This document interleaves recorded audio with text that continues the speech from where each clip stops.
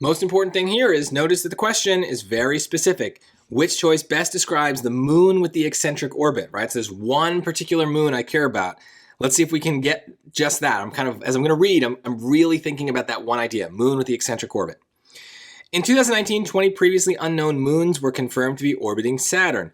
3 of the moons have prograde orbits, orbiting in the direction the planet spins, and the other 17 have retrograde orbits, orbiting in the opposite direction of the planet's spin. So notice we get some science definitions, but nothing about the eccentric orbit yet, so I don't know if this matters yet. All but one of the 20 moons are thought to be remnants of bodies that orbited Saturn until they broke apart in collisions. Although the one exceptional moon orbits in the same direction as the planet's spin, its orbit is highly eccentric compared to the rest, which may suggest that it has a different origin than the other 19 moons. So what do we know? What's our dumb summary? Different origin.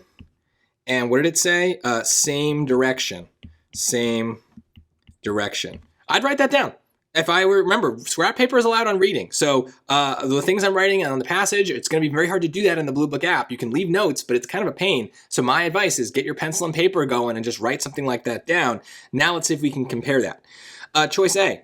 It doesn't have a retrograde orbit, but it likely has the same origin as the moons with retrograde orbits. So says different origin, so that's probably not right, right? Same origin. This is the opposite. B. Its orbit is so tilted with respect to the other moon's orbits that it's neither prograde nor retrograde. I don't remember them talking about tilt at all, so that doesn't seem right. It has a prograde orbit that is likely the result of having collided with another body orbiting Saturn.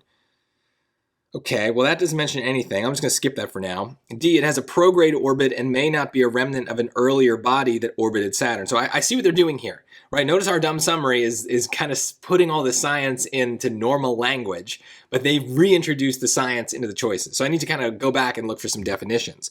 So it has a prograde orbit, I guess, no matter what. So did it combine? Was it colliding with another body or not? Let's take a look. So it has a different origin. So what were the origins of the other moons? All but one of the 20 moons are thought to be remnants of bodies that orbited Saturn. So it's not a remnant, okay? And may not be a remnant. So it's got to be D at this point, right? So that's kind of tricky.